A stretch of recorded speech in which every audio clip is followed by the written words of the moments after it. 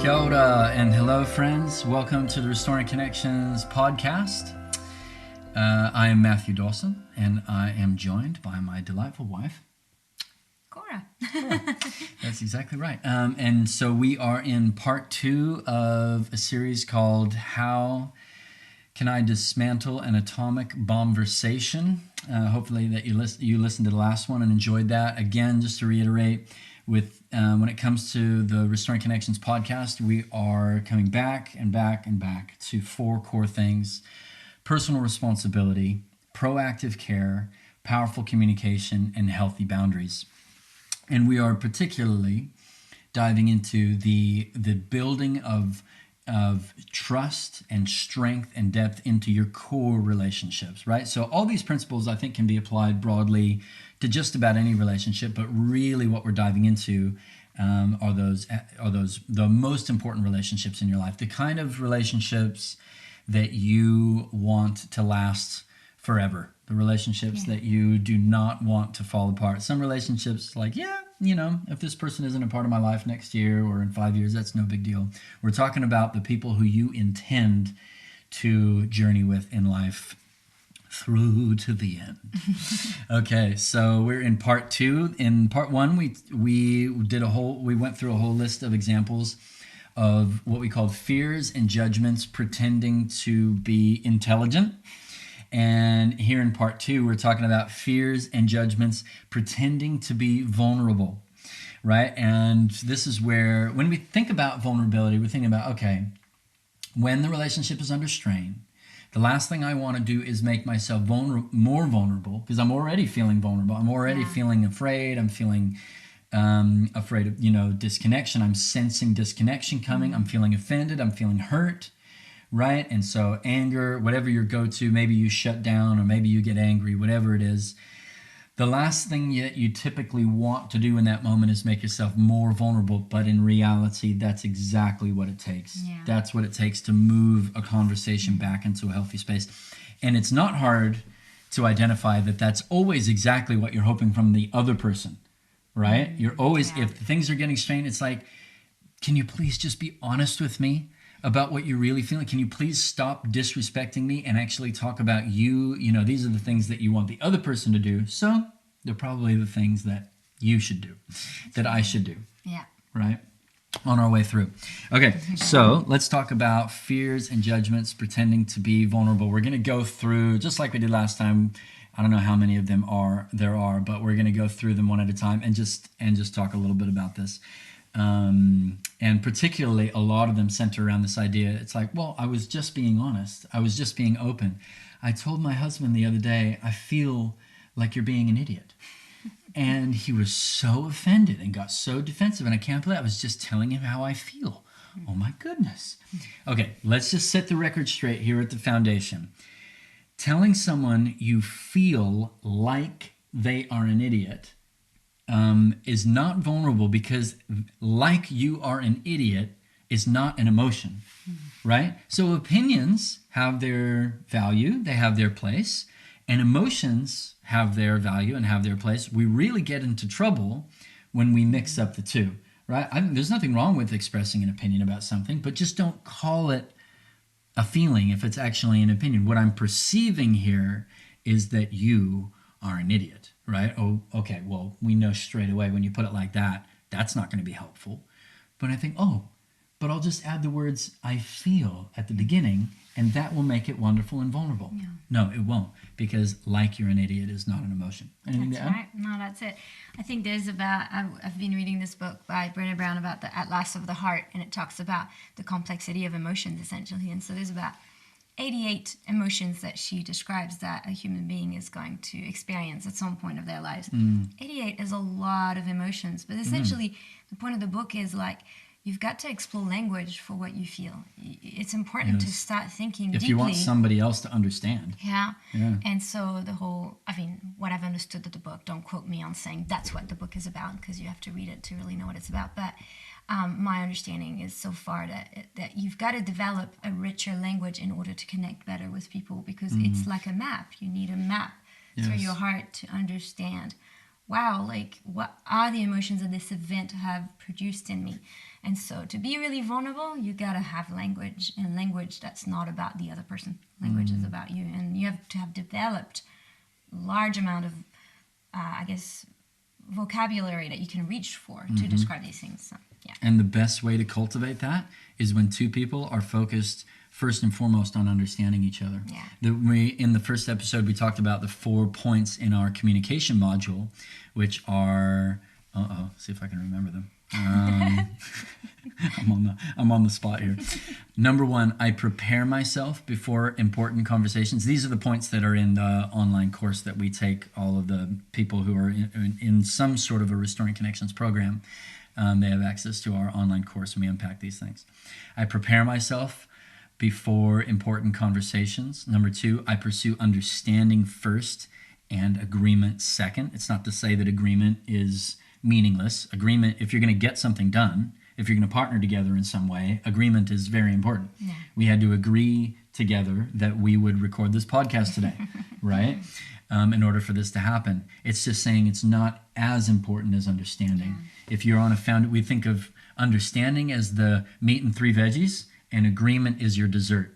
So don't you dare go trying to have your dessert first. You got to have that big old meal of healthy understanding first.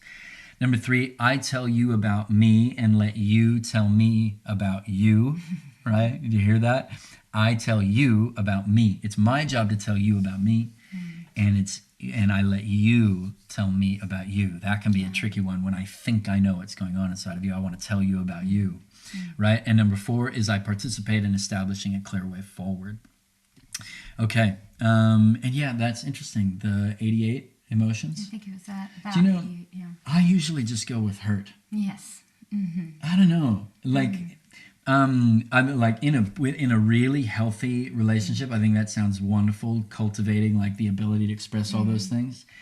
And when we're talking about dismantling an atomic bomb-versation, sometimes as a little aside here, a little freebie that I'll give you, quite often we're helping people form their messages for each other. And it's like, I want to tell my wife that when she did this, I felt hurt, I felt abused, I felt rejected, I felt destroyed, and I felt attacked.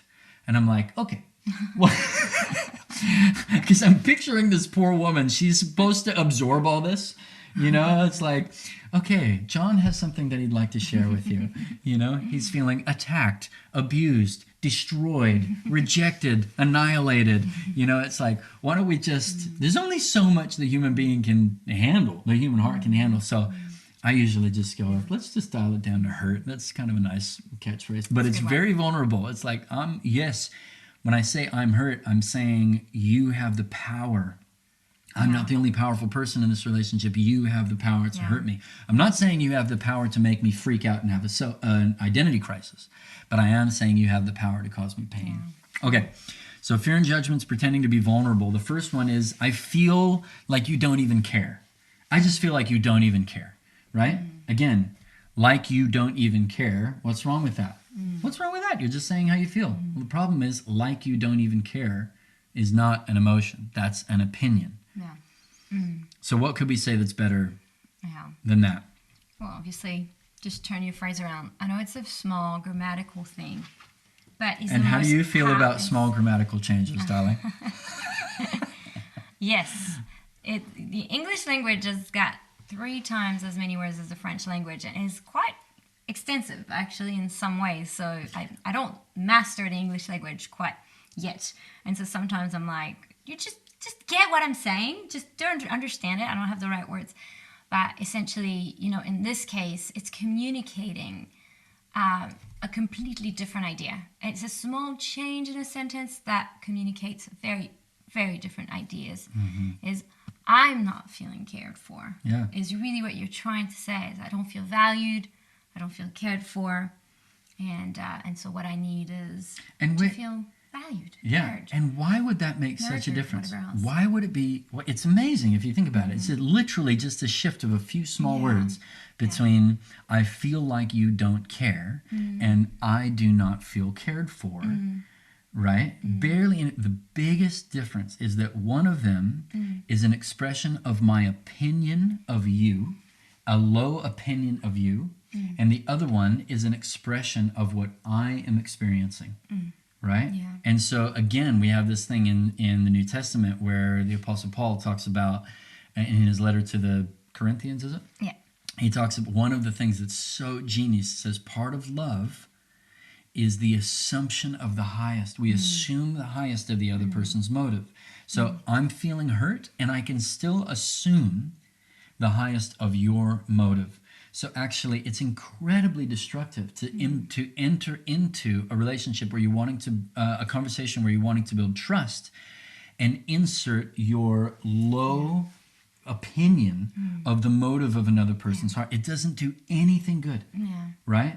You're so much better off expressing, and with this, I mean, Cora's done this so brilliantly at times with me, where she said, darling, my assumption is that your heart is in the right place and that you love me and the kids so much. And with that, can I be honest with you about how what you're doing is impacting me? So I'm getting two messages. I'm getting, my wife believes in me. Yeah. She is extending, with every ounce of strength she can, she's extending trust, and she's saying, I'm assuming the highest of you. And, is that Dad? It's my phone. Oh, it's your phone No, out actually, there. my phone's there. That's my dad's phone. Or is it yours? No, my phone is recording. No idea. Right? I just feel like you don't even care. Okay, so there we go. So something just happened out there. So here's a perfect moment. I don't happen to feel like my dad doesn't care. You know what I mean? But these are the kind of things. It's just like, immediately we form an opinion about what's going on inside of someone through what we're experiencing. I'm feeling this, so this is what's happening inside of you. And we just back the truck up and we go, no. Not only do I not have a negative opinion about what's going on inside of you, I'm actually choosing to have a positive opinion about what's going on inside of you while I'm in pain. The focus is, I would like you to know more about me. Yes, that's it. Are you willing to learn more about me? If you are willing to learn more about me, then when I tell you about what's going on inside of me, you have a choice. You have an option to go, didn't know that this particular action was going to produce that. Now I know. What am I going to do with that information?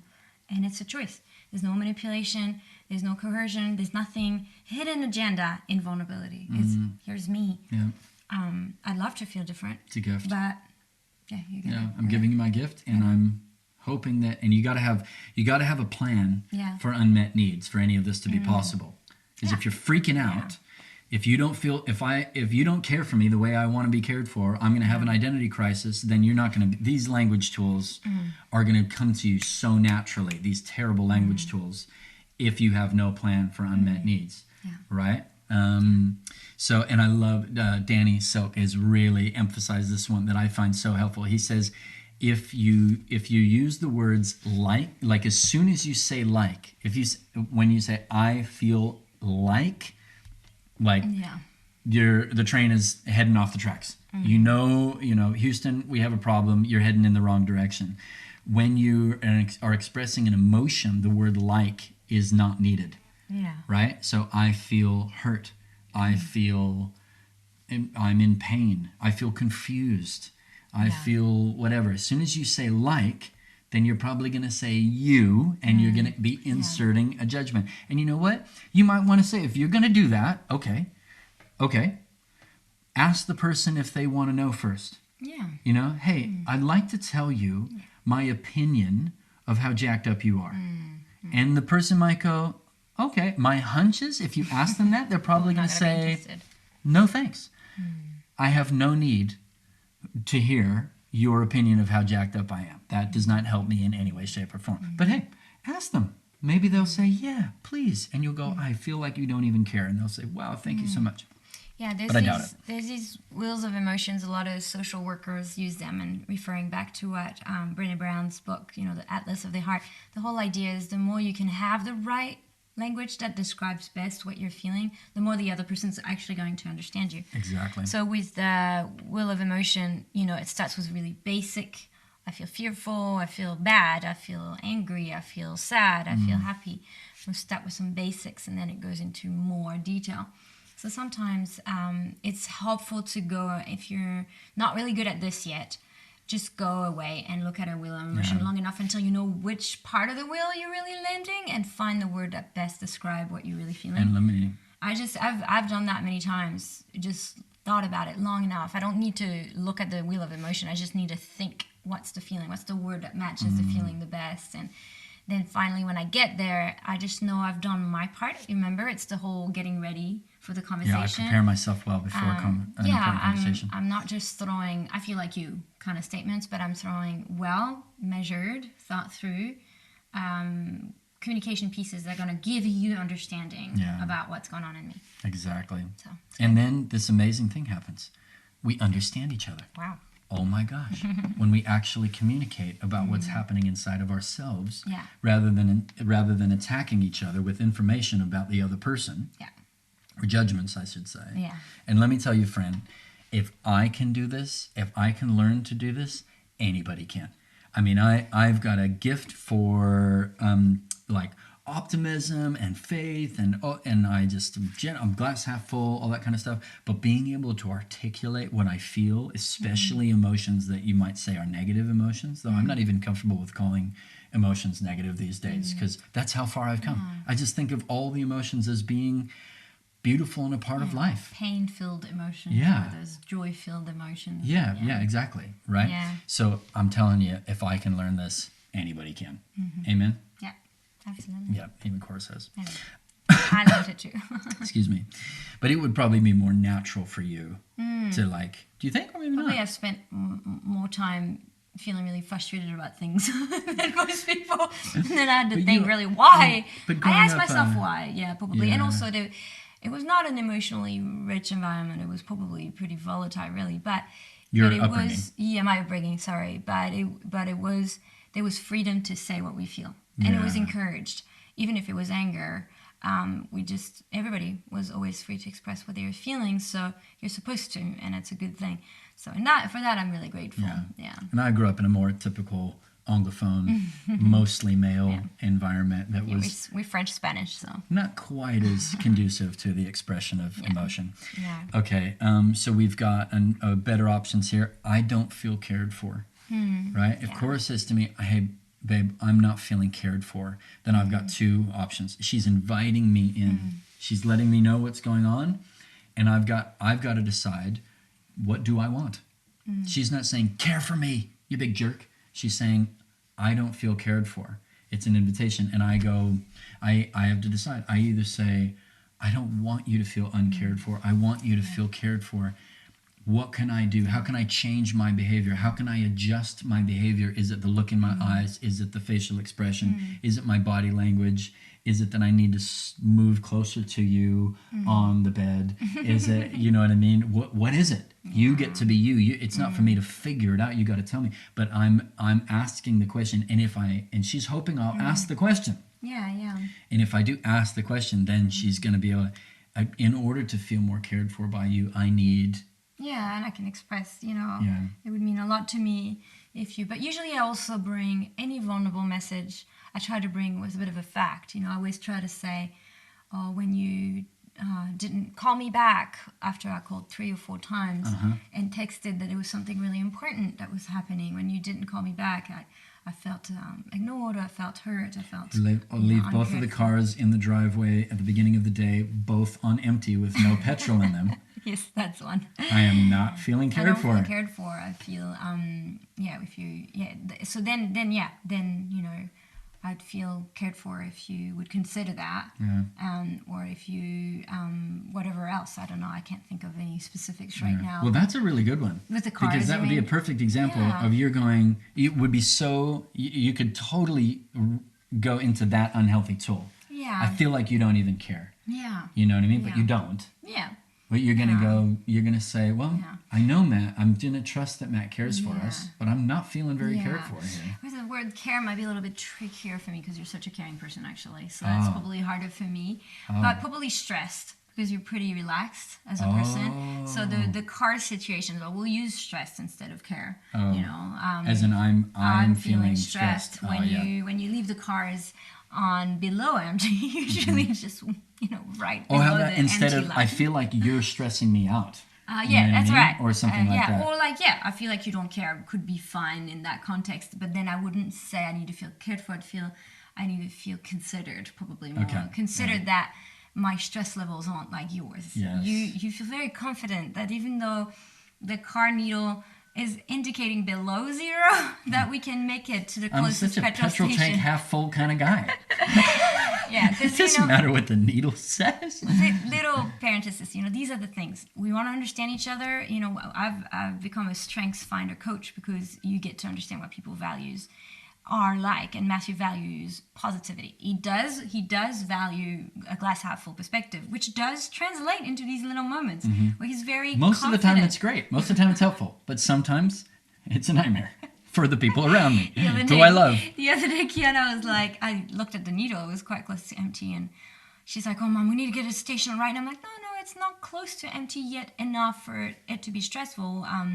I'll take you there. And she's like, no. The other day we ran out of petrol with Dad or something. And she was just talking about that. And I was like, okay, now she's First time in like 12 years. Pretty good. And it happened on our driveway. Really? Is that really what happened? Yeah. She didn't tell me that detail. But she's on the extra, like, oh my gosh, this is a bit stressful. And I'm like, but it turned into such a cool moment between us. So anyway, here you go. A little sneak peek into how we function. So in that moment, I might say, when you leave it below empty, when you pass a petrol station, I know you pass a petrol station every time you come home. There's one just at the bottom of our... 6 times a day. So when you pass this petrol station, don't fill it up and bring the car empty for me to use in the next day. I feel quite stressed, and that doesn't make me feel good. I would probably use the word good in that. If it doesn't make me feel good, I would really appreciate that you would, consider not doing that. So I'd feel more safe or less stressed or, And you're thinking and you're preparing yourself before that conversation. And part of your preparation, as you'll see in our curriculum, is I've got to have a plan for Matt to not meet this need. Yeah, exactly. And because if I'm coming into the conversation, if the only option I have is you meet my need, we're on dangerous ground. Right? Because I'm going to freak out if you don't meet the need. Yeah, and this is a little deviation from what we're doing today, but I think it's actually really helpful in this. That's why I love stories. Stories really help us get to the nitty-gritty part of what we do.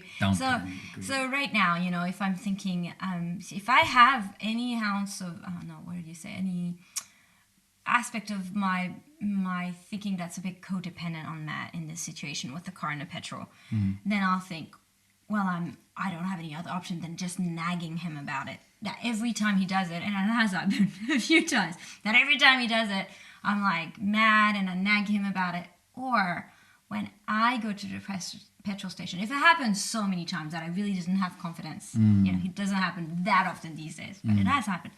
But if I really, my trust was so low and Matt didn't hear. Hang on. Yeah. An important detail. We have decided that I'm responsible for this. Yes. That's a very important detail. You might be listening to this like, get your own darn petrol. What the heck is wrong with you? Yeah. See, she can do that. Definitely. I've got all other aspects of responsibilities, but a lot of the petrol goes through.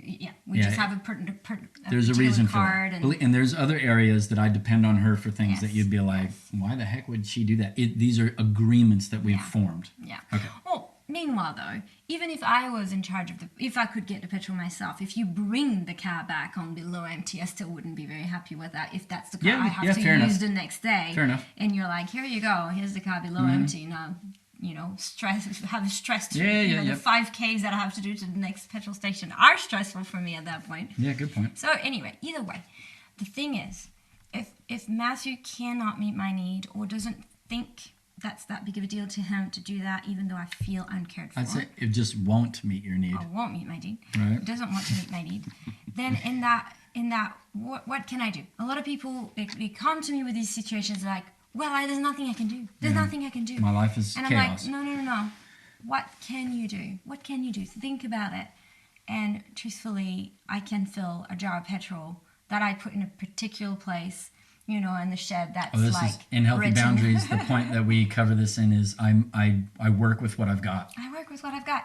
I can get a jar of petrol. What do you call them? We call it a tin, actually, but Tin? it's plastic. Okay, So I'm so confused with There you go. English language. There's English there for you you. go. I've been 20 years in Australia and New Zealand, and I still get so many words wrong. the plastic petrol tin. Oh my gosh. So anyway, I get one Or of the those gas tin- can, if you're an American. gas can, whatever it is. Yeah. I get one and I'll put it into the shed, and I might actually just to be clear, I might just say Cora's Petrol Reserve on it, just to be clear, not to be passive aggressive. I'm sure we would have had many conversations by then. If I get to that extreme, we've had many conversations. Yeah. And this is to assert me going, I figured out what I can do for me to deal with my problem. It's not a problem to Matt. It is a problem to me. Yeah, and I want to depend on you, but if your behavior is such that I am not going to put myself in a position where your behavior is going to create chaos in my life. Yeah,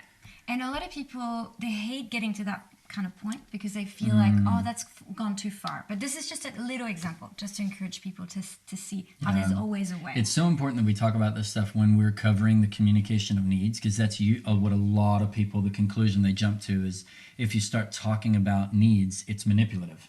But it's only manipulative if it's manipulative. It's only manipulative if I'm using the force of my personality to try to get you to meet my need, and if you don't meet it, I'm going to punish you.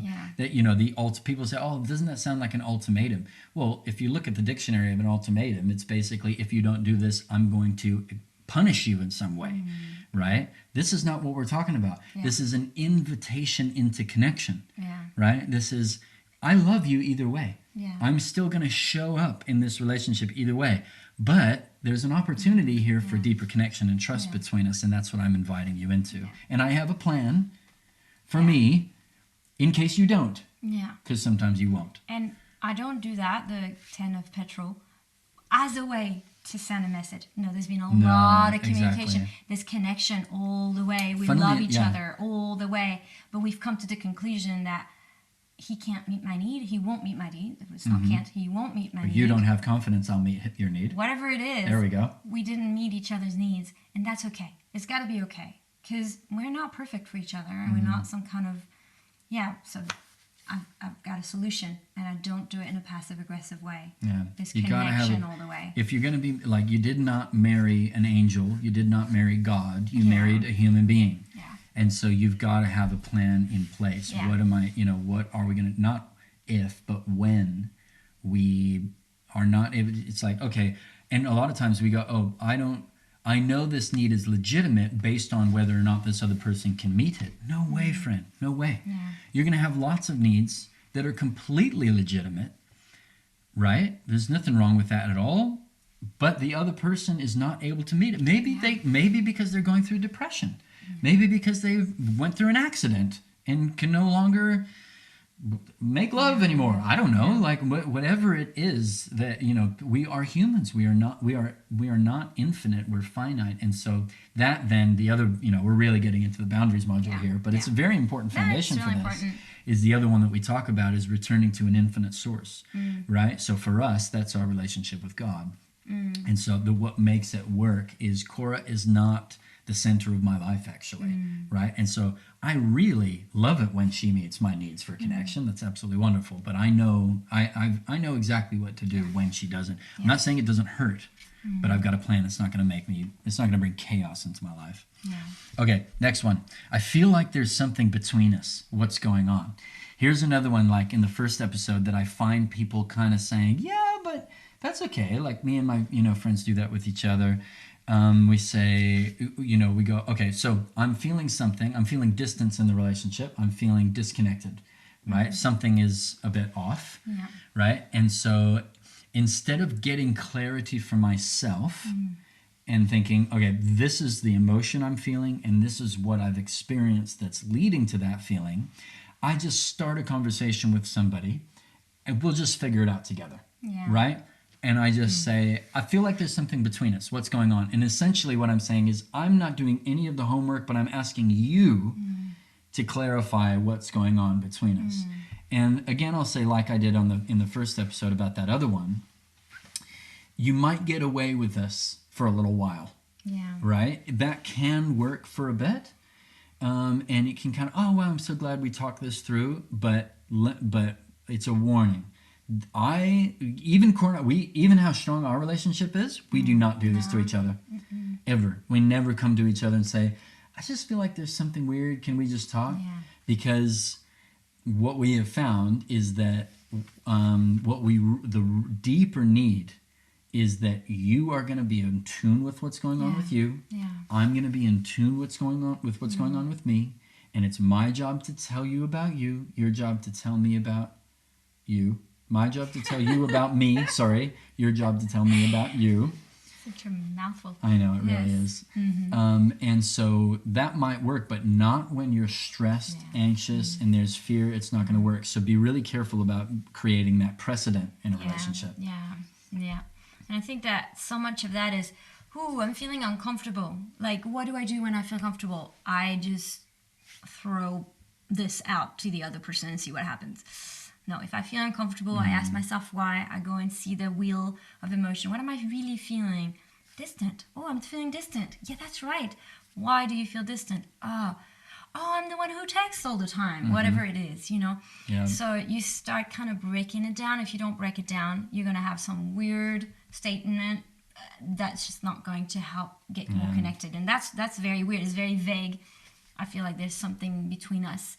So essentially, there's an us problem.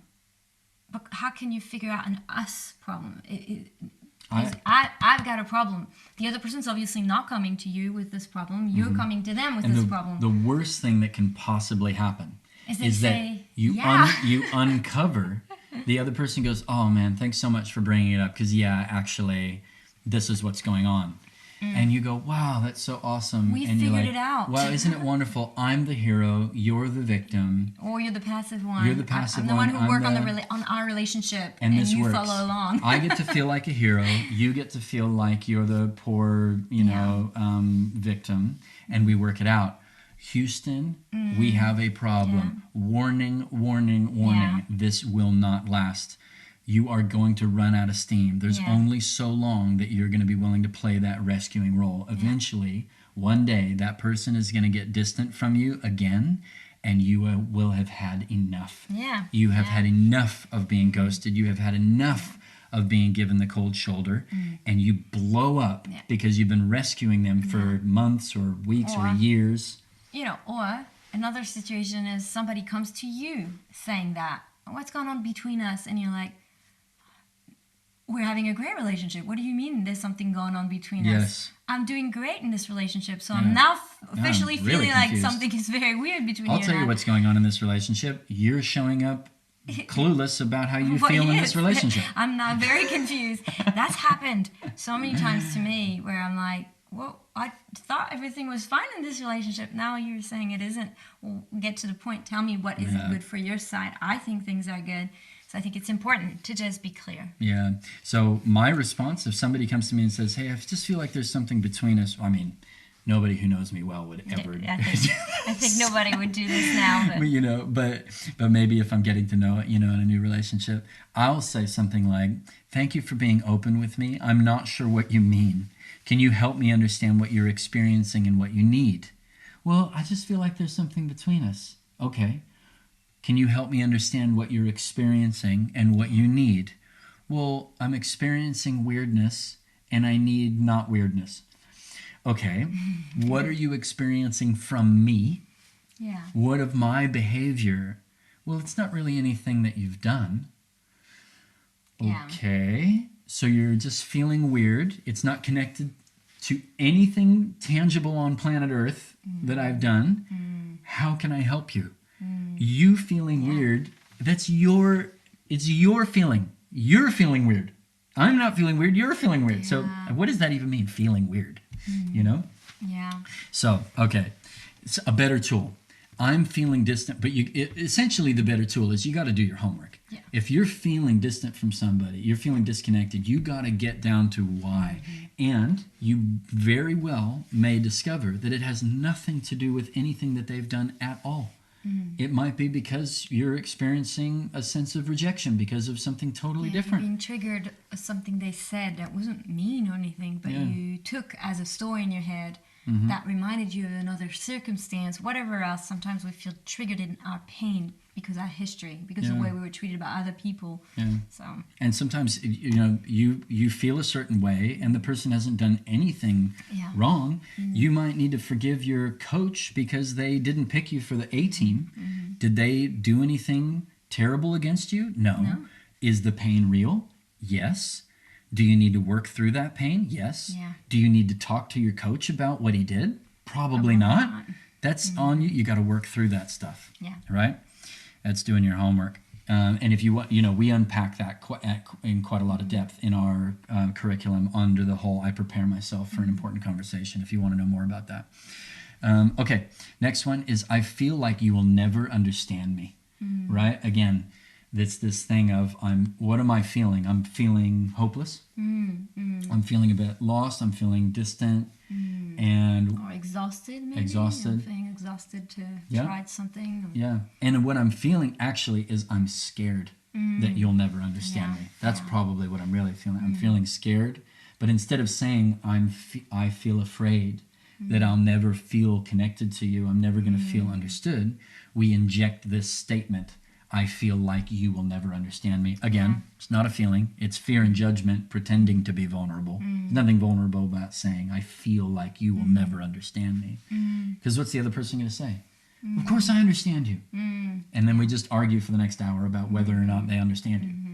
Right? Unless they're so emotionally intuitive that they know what your meaning is. I feel the story in my head is, but, you've got to have worked that out. And you have to, exactly. So a much better tool. I don't feel understood.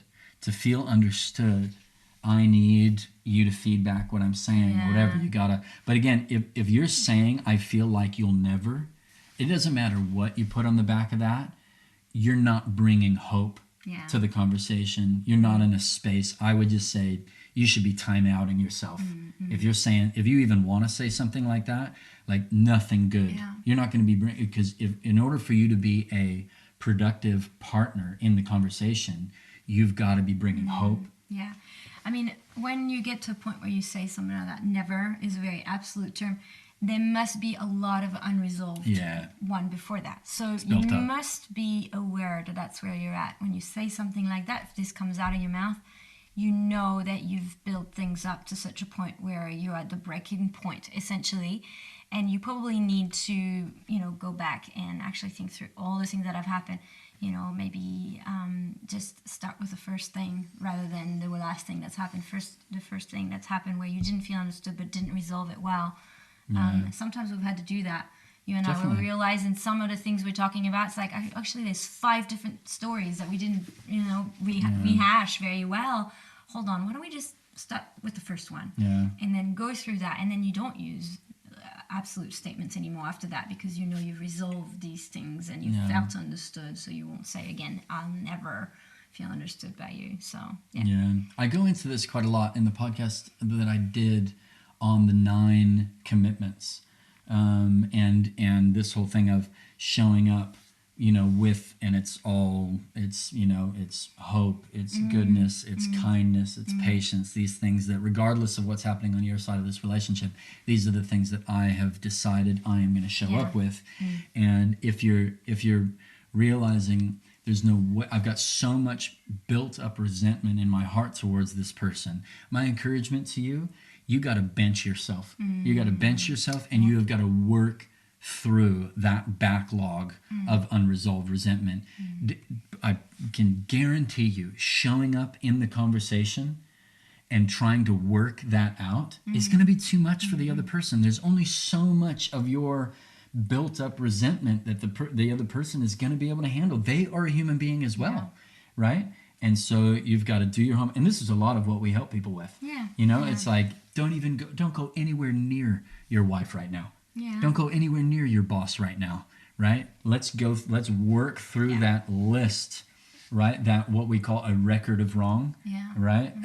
Let's work through that record of wrong and forgive. It's not to excuse, No. But we got to forgive, and get to the point. It's flushing the toilet of your heart. That's what we talk about, right? Yeah. That's Okay, so good. keep going. I feel like you'll never understand me. I don't feel understood. Oh, I talked about that. And then we've got two more. I feel like you don't love me anymore. Same thing, right? I'm showing up with hopelessness. I'm thinking, I know what I can do that will be really helpful. I'll let you know that I have lost hope that you will ever love me.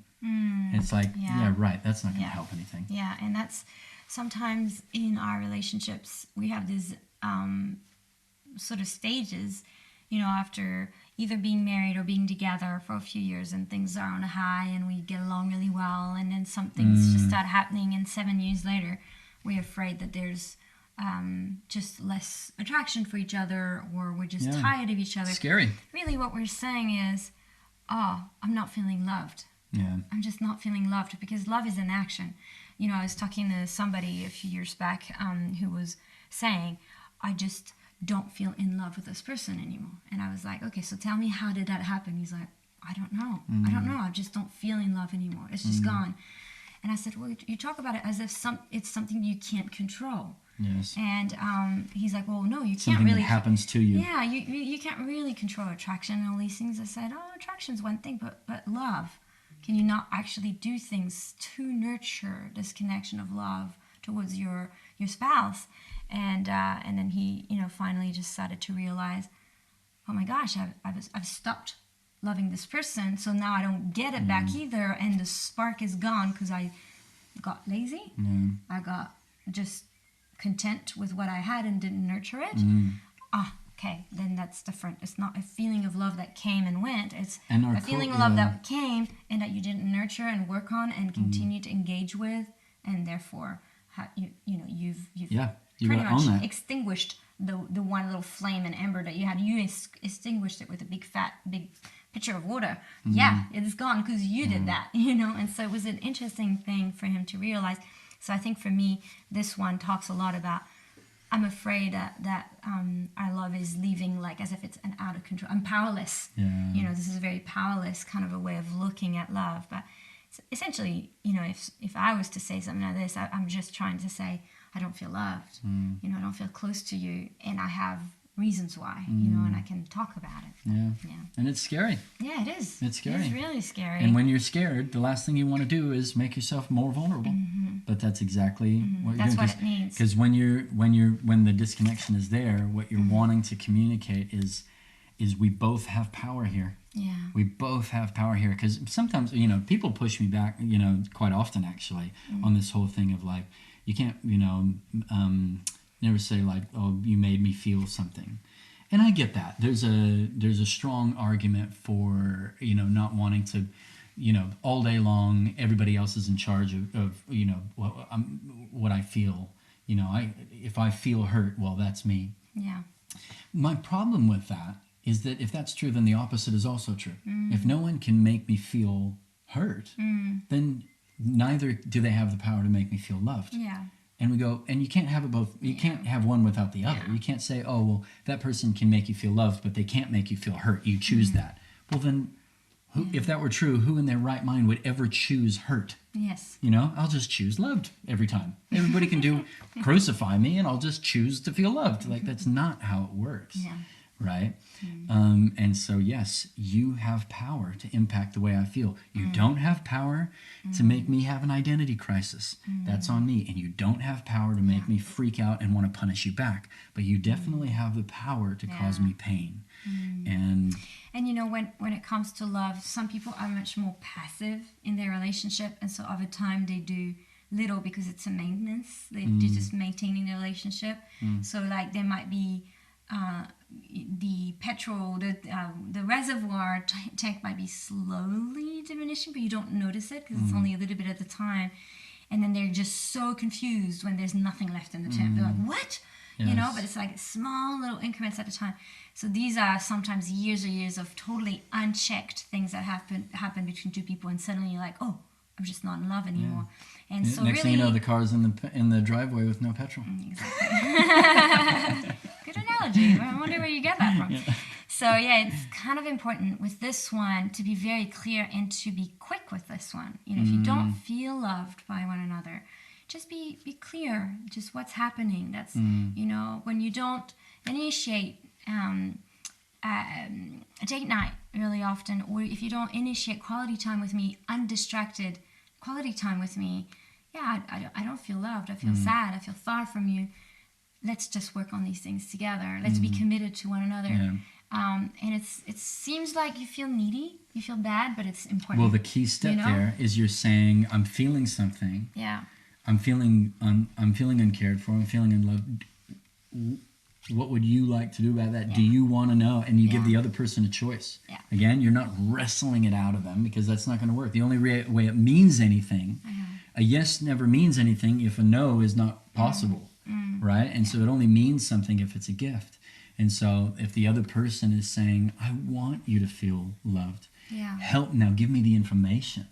Now you're on a good foundation. If the other person is saying, too much, I'm overwhelmed, I can't handle it, I don't know what to do about that, then you go, okay, that's hard, that hurts, but I'm responsible for me. So I've got to have a plan for what I'm going to do with me in the midst of this situation, because I married a human. I didn't marry God. I married a human. Right? Well, it's I feel like. Right? But I just want to dive into this one maybe as the last one, because I think you're right. We did cover that enough. We're in, so Cora's back here, and I'm in Hawaii. And we were helping to pioneer a new expression, humanitarian aid project over there, and and working with Youth with a Mission, doing some awesome stuff. And at the end, it was a really tough time, and I'll never forget it. This is what I said to you, this terribly unhealthy communication tool, because it was conflict. We were in a really difficult situation with some other people at the time. It was a tough year. It was a tough year. And I remember saying to Cora this, I basically said, I've given up hope. I am never going to be good enough for you. I'm never going to be able to, I just got to the point where it's just like, I give up. I'm never going to feel like I'm able to meet your needs, right? But the way I presented it was essentially saying, I feel like I'm never going to be good enough for you. And of course, it's again, this is fear and judgment's pretending to be vulnerable, right? Because it sounds kind of vulnerable, and I think I'm being vulnerable. I feel like, but what I'm actually doing is I'm actually making a statement about her. Yeah. I'm saying you're too much, right? Yeah. I'm saying you're too much. I'm not enough. You're too much, right? And so what would have been so much more powerful is if in that moment I had said something like, I don't feel currently accepted for who I am. I'm not feeling celebrated for who I am. And she could have said,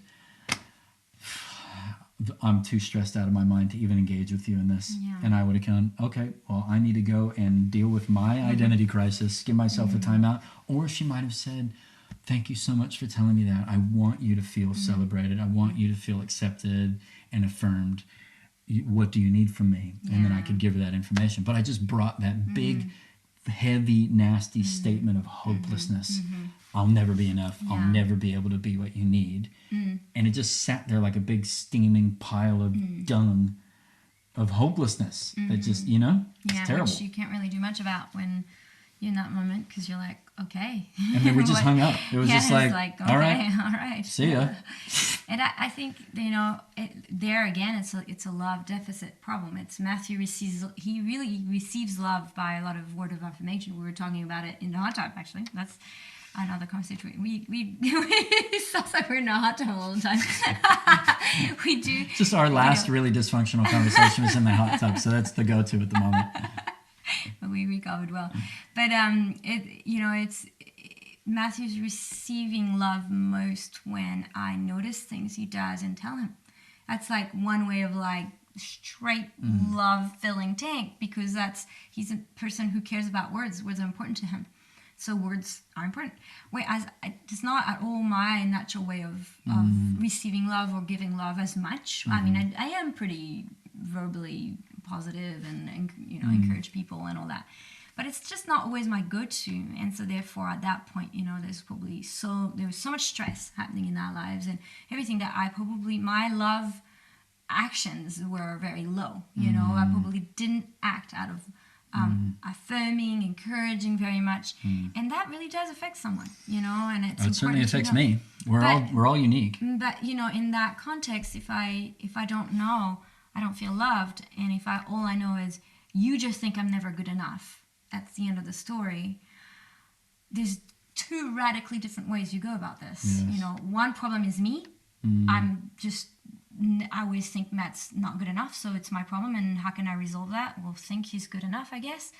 But, you know, the other one, but it's like, but I don't even think that. I don't even think he's not good enough. So this is the problem. I don't actually believe that. And that is what's that's what makes these tools unhelpful, yes. is that they don't actually put pressure on the issue and move us forward. Yeah. That's why we use the word powerful communication, because these tools actually take pressure off of transformation and change. Yeah. They actually hide the issues and skirt around them and create confusion. Yeah. And so the other one, it's a radically different thing. The other one is I feel far from you. I don't feel loved. And then I'm like, what do I know about Matt? What makes him feel loved? What has he told me many times? Well, I know I'm not affirming him. He's working like a dog in this circumstance, in a very difficult year he's going through. He's on the other side of the world, so I can't kiss him. Because that's another one that definitely works. Yes. And so here's what I can do. I can encourage him. I can tell him, you know, what I think he is doing well. And now, you know, it's like he got vulnerable, because that's scary to say that. A lot of people then go, well, then that's not genuine. You're only telling him he's good at something or affirming him because he needed it. And I'm like, but it works. But it works. Because now I'm paying attention. And when I pay attention and I make the effort of telling him what I see in him, he's like, whoa, she remembered what I say. She's paying attention and she's acting in ways that make me feel loved. So be careful with that. A lot of people go, well, that's not very genuine. And I go, yeah, well, you don't want to I don't want Matt to give me a script of what I have to say. That would be very manipulative and weird.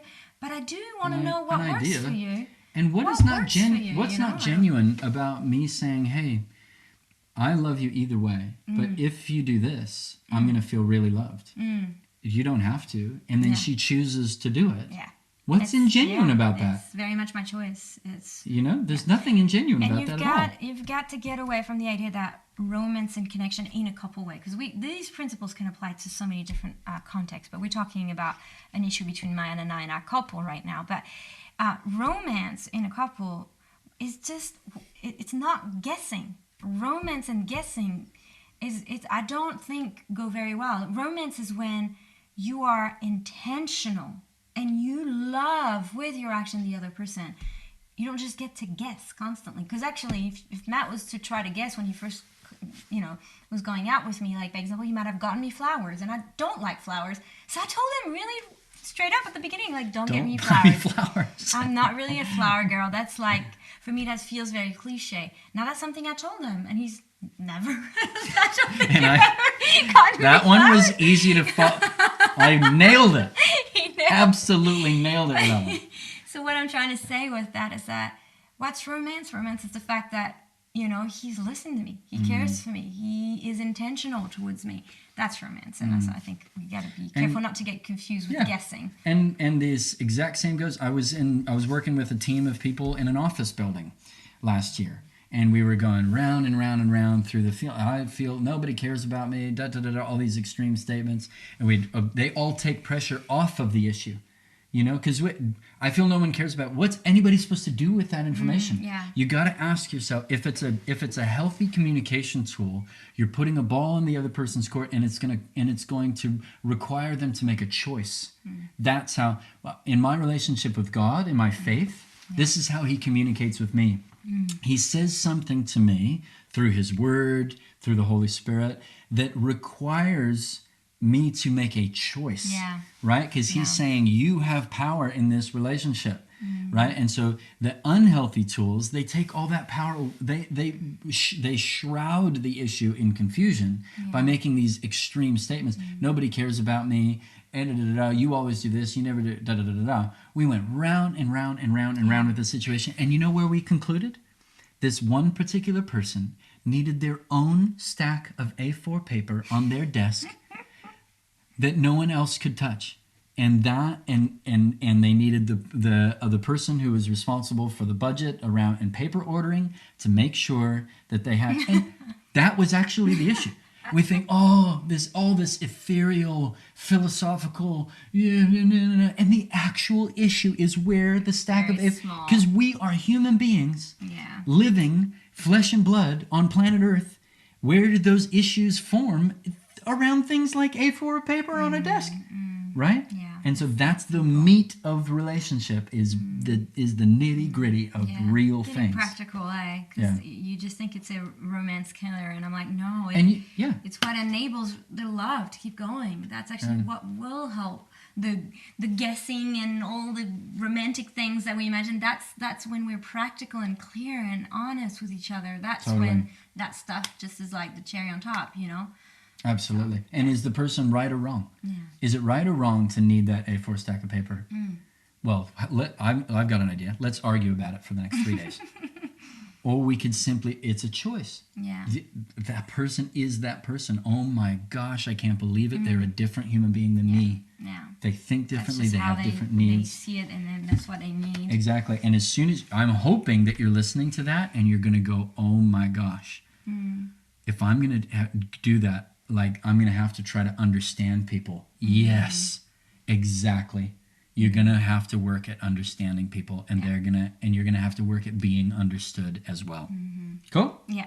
Leave it at that? Yeah, awesome. All right, friends, that was it. In the next episode, we're going to be talking about fears and judgments pretending to be noble and strong. It's probably offensive that I went into an English accent. When I say the word noble, I immediately wanted to... That's out of all respect from my wonderful English ancestral roots. Okay, friends, that's us. See ya. Bye. We hope you found the conversation and stories on today's podcast helpful and insightful. If you want to go deeper, Restoring Connections offers online courses that cover key topics like personal responsibility, proactive care, powerful communication, and healthy boundaries. Go to www.restoringconnections.nz for more information. This podcast is funded by generous supporters from all over the world. Please consider supporting by going to the Restoring Connections website and hitting the Contribute button. By partnering with us, you're helping to provide mentoring, workshops, and training to others who are also restoring their connections.